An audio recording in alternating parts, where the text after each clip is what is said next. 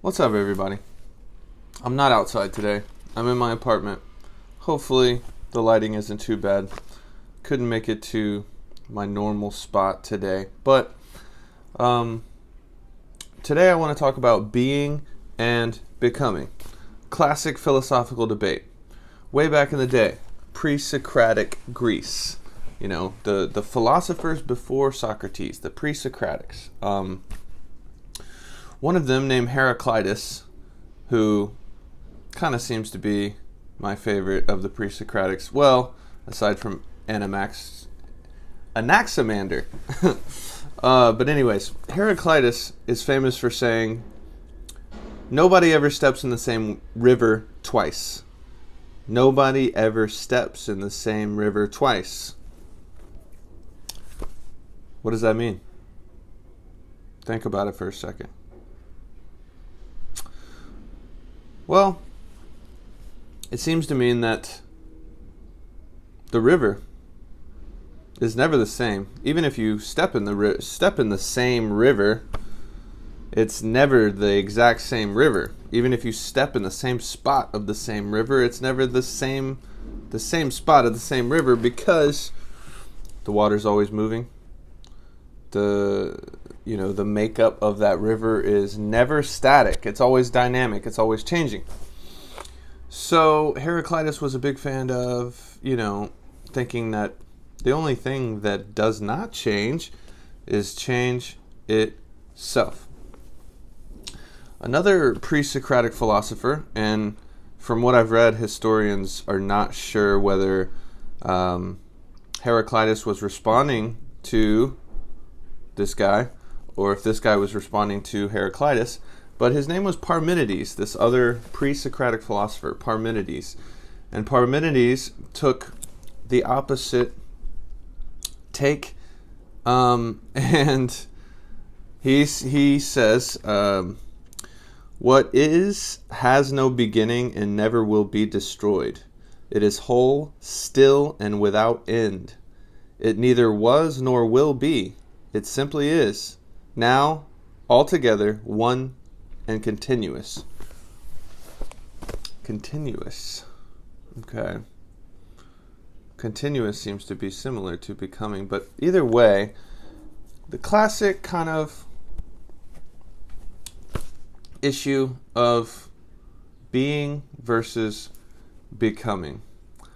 This gets tricky, and it's mainly in philosophy has this question been explored, but also in theology, and there's a thing called process theology, and Alfred North Whitehead is like the most famous proponent of process theology, which is basically saying that God changes because everything changes. And so process theology says that God changes, which is very different from more classical views of God as kind of unchanging. But, the way I think of it, being, let's say with a capital B, being is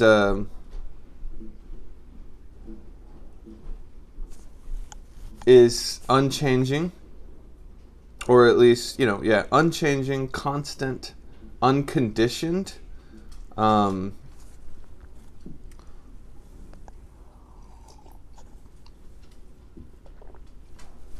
And becoming is always changing and can't ever not be changing. Even though I personally am, I kind of resonate with becoming more. I also think that it is important maybe to have the notion of being as well. And so for me, it's not about taking one side or the other. As with most things like this, I kind of have like a middle way approach, and in my own direct experience, for example, if I just observe my own direct experience, then for the most part, everything is becoming, everything is changing. Right now, the sun is shining in here, and it's kind of changed. The amount of sunlight in this room is constantly changing. I'm hearing construction workers across the street, and those sounds are constantly dynamic. And my dog has run around this room a few times in the last 5 minutes, and everything around me, outside of me, is constantly changing. The cells in my body are constantly changing. My thoughts are constantly changing. My emotions in some ways are constantly changing. So it's very easy to see, when you do a little observation, that everything is always in flux, everything is always dynamic, and nothing is static. However, on a deeper level, when I meditate, or it's not even just when I meditate, when I'm just living my life and I remember to embrace stillness, which is a little hard to describe because I don't mean like actual, I don't like freeze my body and try to remain still. It's not like that at all. It's just it's physical and psychological, where I embrace stillness, and I'm kind of like cleansing out the restlessness or something, and I'm just kind of relaxed and present. And when you really are relaxed, when you relax into the present moment through stillness, then a lot of the restlessness and distraction and irritation, anxiety, can often just fall away, to be honest. I know it's not that easy all the time, but embracing stillness can allow those things to fall away. And, in Buddhism, when they talk about emptiness, like shunyata, and the luminous clarity of emptiness, and when Vedanta talks about Brahman or Atman as unconditioned and unchanging, and how the Atman, which to me is basically just pure consciousness that we can experience, that pure consciousness that we always have access to. And to me, and so in Vedanta, the Atman, which is pure consciousness, is unaffected and unconditioned, but can be conscious of all of the changes that I mentioned earlier, the changes inside and outside of us. And so I do think there is something to that. I think that there's certain states of mind and there's certain states of being that where we can kind of access something that does seem constant, that is always there. You could say that stillness is omnipresent, and so I am interested in that tension between being and becoming, and I think that there's truth to both.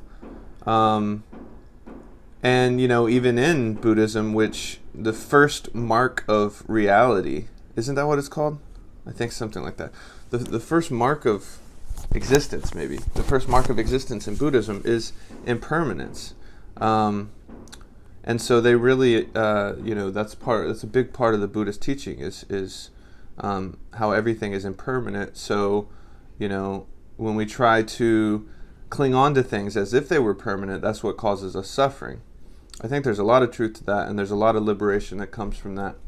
But even in Buddhism, a philosophy of impermanence there are certain things in Buddhism that seem like they're not subject to impermanence, like emptiness and